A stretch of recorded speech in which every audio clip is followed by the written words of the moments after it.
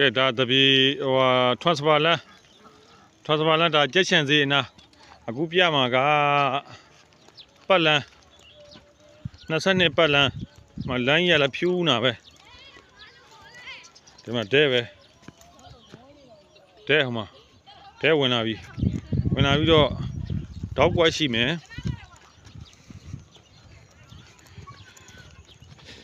တောက်ကွက်ပြီးတော့ဂုတ်ကွက်ဒီမှာဂုတ်ကွက်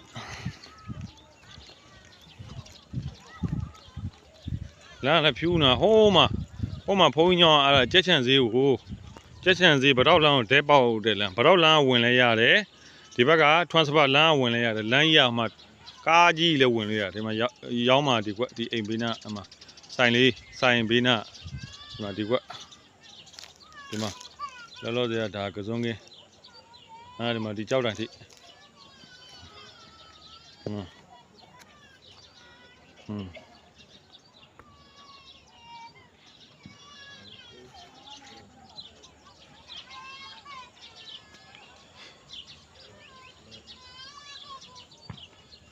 ီမှာဒီကွက်သူ့ဘေးနားမှာဈေးဆိုင်မှာအရှိမဘန်နာပင်မှာရှိတယ်ဒီဘန်နာပင်လေးပါပါနော်မလမ်းလည်းဒီမှာရှယ်ပဲဟို transfer လမ်းနေဆိုရင်တောက်ကွက်ပြီးတော့ဂုတ်ကွက်ပြီးတော့ဒီဟာပဲဒီမှာကားကြီးဝင်လို့ရတယ်နောက်ဒီလမ်းခင်းတော့မှလမ်းခင်းပြီးဆိုရင်သူက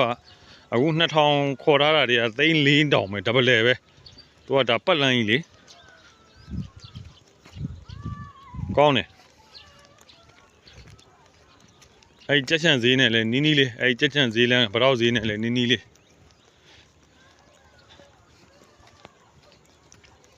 မှာလေဒါဘောညိုတဲပေါ့ဒါအလားလာရှိမယ်နေရနော်လားလာရှိမယ်နေရဘောညိုတဲပေါ့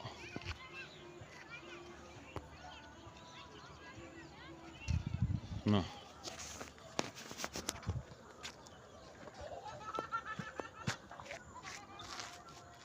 လမ်းစုံ